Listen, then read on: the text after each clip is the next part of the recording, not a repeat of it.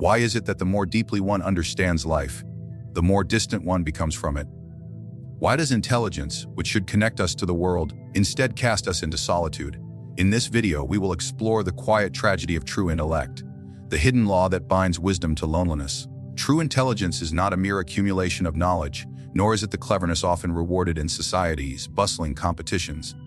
It is a piercing clarity of mind, an innate ability to see things as they are, unclouded by custom illusion or the comforting myths that keep the masses content.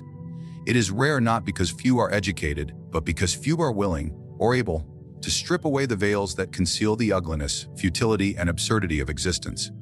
The intelligent mind does not merely calculate, it contemplates, it suffers, and it sees with painful precision what others are conditioned to ignore.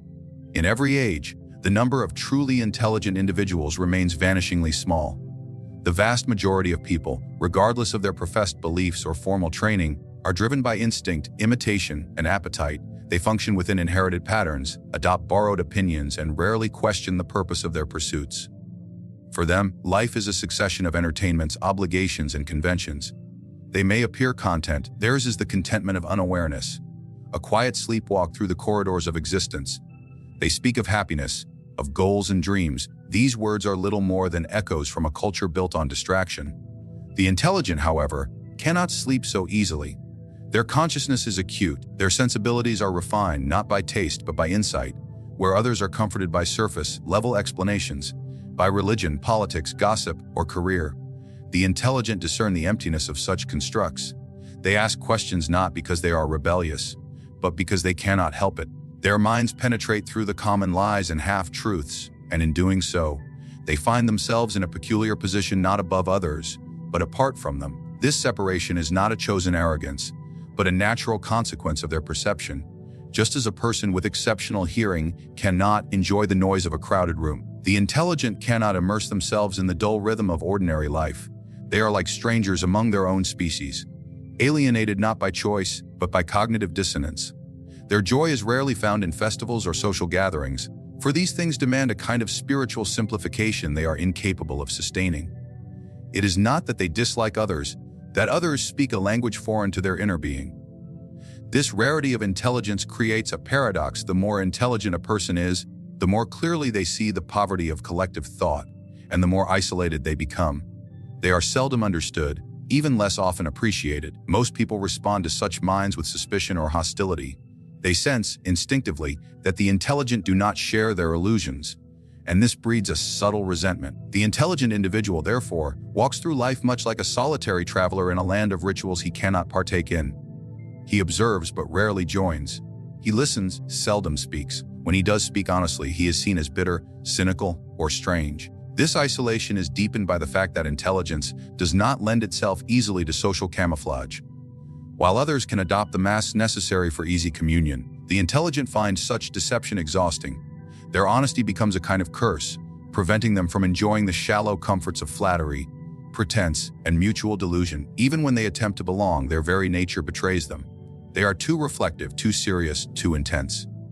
And so, again and again, they find themselves cast to the periphery, not out of disdain, but because their minds render them incompatible with the world's dominant rhythm. The essence of intelligence lies not in the ability to solve equations or memorize facts, but in the capacity to perceive the underlying nature of existence with clarity and depth. Most people live confined within a narrow spectrum of thought, bounded by immediate concerns and conventional wisdom. Their days are filled with distractions, work, entertainment, social rituals, and these act as a veil, shielding them from the abyss that lies beneath the surface of things.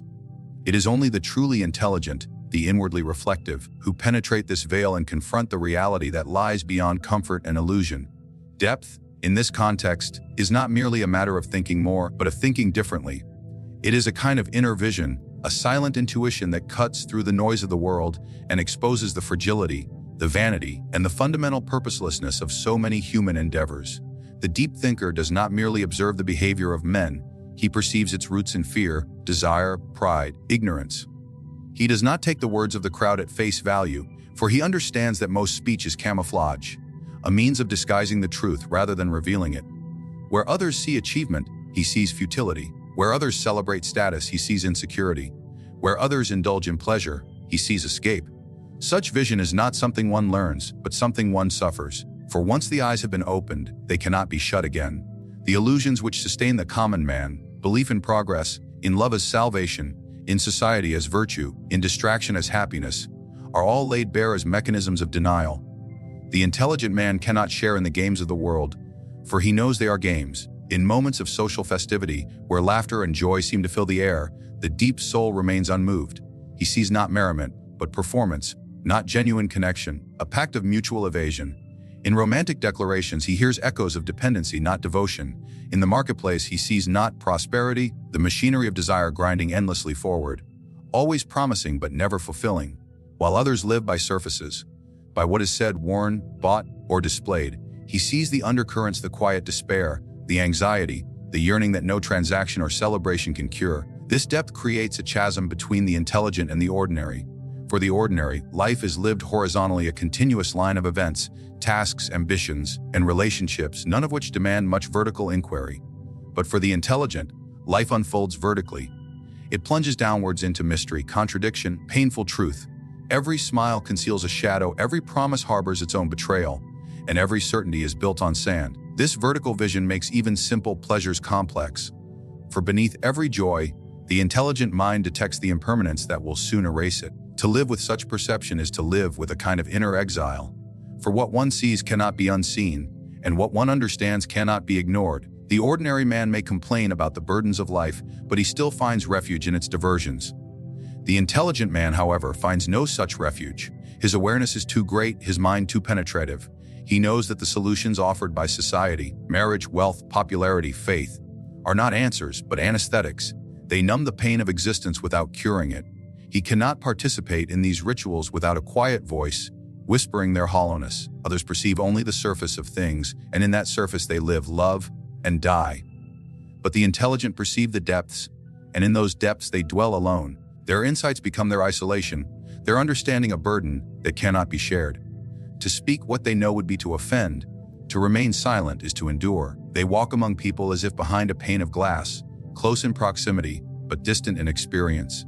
Their clarity of vision, which should be a gift, becomes a wall. They do not look away from life's truths, and in return, life no longer embraces them as one of its own. There exists a type of mind for whom solitude is not an escape, a native dwelling place. This mind, shaped not by temperament alone, but by the gravity of inner vision, finds in isolation not sadness but necessity. It is not that the intelligent deliberately withdraw from society with resentment or disdain, but rather that society itself becomes unbearable once the mind has reached a certain depth. The deeper one sees into the nature of the world, one desires to be entangled in its noise, its triviality, its endless repetitions of the same illusions, dressed in new language. For the masses, solitude is synonymous with punishment. It is what one receives when one is cut off from others, denied the lifeblood of social contact. But to the truly intelligent, solitude is not an absence. It is a presence, a fertile ground in which their thoughts may stretch, evolve, speak without being interrupted by misunderstanding or diluted by frivolity. In solitude, the intelligent mind is not lonely, it is undisturbed. It communes not with men, but with truth. In a world crowded with voices that rarely say anything of substance, silence becomes the most honest companion. When one is surrounded by people whose values are anchored in mediocrity, in ambition without reflection, in entertainment without insight, one cannot help but feel displaced. Conversations become performances, laughter feels forced, and social rituals appear as coordinated acts of mutual deception. To remain among such company requires either a dulling of the inner faculties or an ongoing act of dissimulation. The intelligent man, unwilling to degrade his own perception or pretend to share in illusions he no longer believes, finds solitude preferable, not because he loves to be alone, because he cannot stand to be false. The intelligent seek solitude not to indulge in eccentricity, but to preserve their own clarity. In the midst of the crowd, they are pulled into a current that moves according to rhythms they do not recognize. The opinions of others press upon them like fog, attempting to obscure the sharpness of their vision. In solitude, they regain themselves. They are able to think without interference, feel without distortion, and live without performing. Their time becomes their own again, not parceled out to the demands of superficial obligations or drained by the expectations of minds that cannot grasp their world. There is also a certain moral exhaustion that arises from prolonged exposure to collective life. The intelligent see not only the follies of others, the mechanisms behind them. They recognize hypocrisy not as an isolated flaw, but as a condition of social survival. They observe how people lie to one another and to themselves, how they build entire identities out of mimicry and projection. To remain among such scenery without losing one's integrity becomes nearly impossible. Thus, they retreat, not in bitterness, but in preservation. Just as one would withdraw from a polluted environment to protect the lungs, the intelligent withdraw from the polluted atmosphere of social life to protect the soul. In solitude, one can pursue thought to its end without interruption, can read not to display knowledge but to absorb it, can feel without having to explain, and exist without the constant pressure to conform. This is not the sterility of exile, but the richness of internal space. It is in solitude that the intelligent mind writes, creates, contemplates, and sharpens itself against the stone of timeless truths. The need for companionship diminishes, not because the heart is cold, but because the intellect has outgrown the standard fare of human interaction.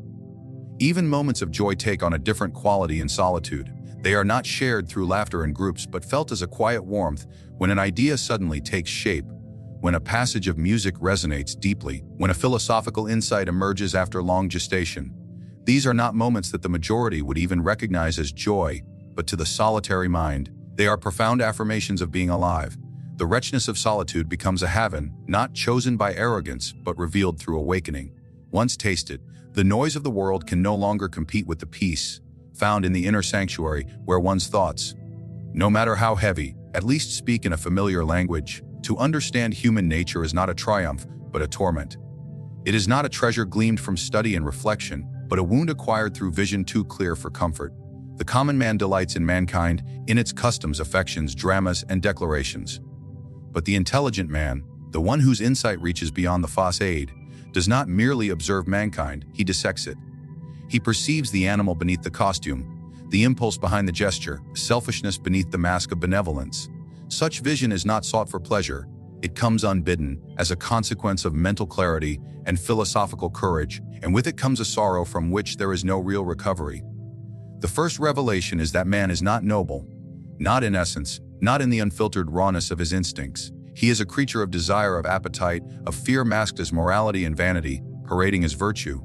The intelligent man comes to see that most human action, whether draped in religion, politics, or romantic speech, is driven by an underlying current of self-interest. Even generosity is tainted, often a performance for admiration, strategy for control, or a transaction disguised as kindness. The soul that seeks truth cannot help but recoil from such discoveries, and yet cannot unknow them once they are seen. To know human nature is also to observe its repetitiveness.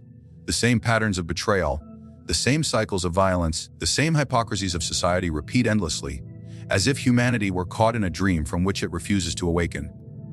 History offers no comfort to the discerning eye. It does not reveal progress but reiteration. Wars dressed in new uniforms, tyrannies carried out under different slogans, and stupidity given fresh vocabulary with every generation. The intelligent man, seeing all this, feels not pride in belonging to the human species, but a kind of reluctant participation, as if born into a theater whose script is always known and whose actors never change. The pain deepens when one realizes that truth is not welcome in the world of men. Human nature resists illumination. People cling to illusions not because they are deceived, but because they prefer them. They surround themselves with beliefs that flatter them, institutions that justify them, and narratives that obscure their motives. To speak plainly, to strip away the ornament, to point to the real beneath the symbolic. This is to invite rejection, not gratitude. The intelligent man thus learns that honesty isolates, that truth is rarely a bridge but often a wall. He learns to keep his insights to himself, not out of pride, but because he knows that most would neither understand nor forgive them. Human relationships become a landscape of quiet disillusionment. The intelligent man sees how love is often dependency clothed in poetry, how friendships are maintained by mutual blindness, and how even family bonds are frequently governed more by obligation than genuine affection. He begins to hear in people's voices the echoes of their fears and insecurities, masked as opinions and beliefs. He learns that few seek understanding, they seek validation. And the more clearly he understands this, the more alone he becomes in his capacity to see. It is a loneliness not of geography, but of soul. In understanding human nature, the intelligent also sees himself without delusion.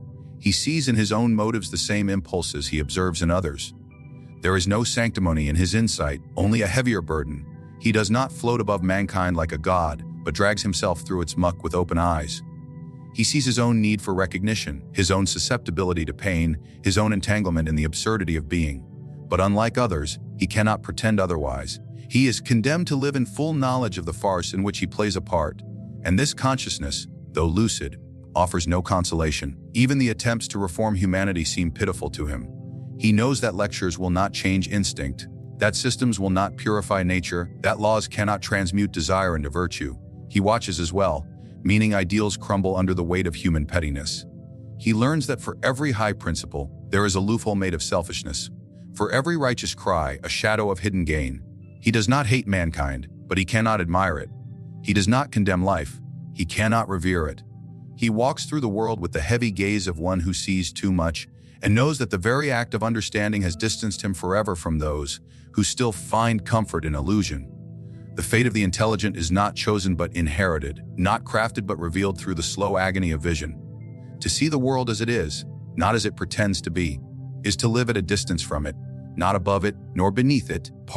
This isolation is not the result of arrogance, nor the desire to withdraw from others, but the natural consequence of perceiving more deeply, feeling more sharply, knowing more painful than those content with surface and spectacle.